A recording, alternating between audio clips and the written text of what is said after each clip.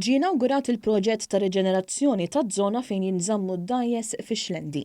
Ix-xogħlijiet b'investiment ta' nofs miljun euro mill-Fond Ewropew għall-Affarijiet Marittimi u s-Sajd rat-tibdil tal-art u l-bini ta' kamra ġdida għall-winċ. Dan fil-waqt li nbidel l-apparat fis-sit u kienu installati KAMERAS tas-sigurtà.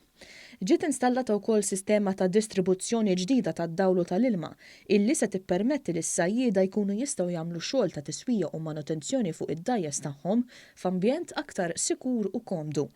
Ix-xogħlijiet inkludew ukoll firewall biex jissalvagwardja s-saħħa ta' min ikun fl-inħawi tas-sit f'każ ta' nar fiż-żona u tank sabiex iż-żjud li oriġinaw mix-xogħlijiet illi jsiru fuq id-dgħajjes ma jispiċċawx fil-baħar.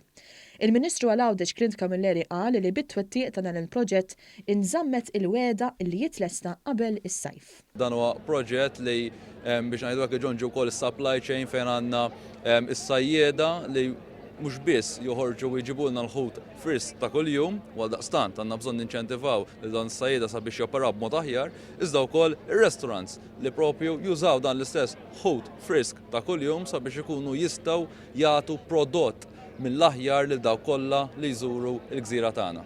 Is-Segretarju Parlamentari għall-Fondi Ewropej Stefan Zrinzo-Azzopardi qal li permezz ta' dan il-proġett b'fondi tal-Unjoni Ewropea, il-Gvern qed jgħin lis-sajjieda Għawċin b'faċilitajiet ġodda.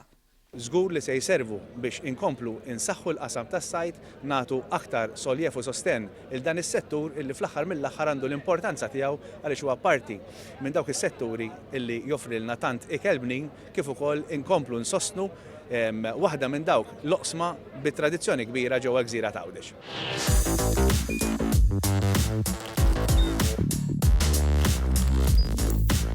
Idħol fuq one.com.mt u hemmhekk tista' tara l-programmi kollha li jxandru fuq One permezz ta' One Play.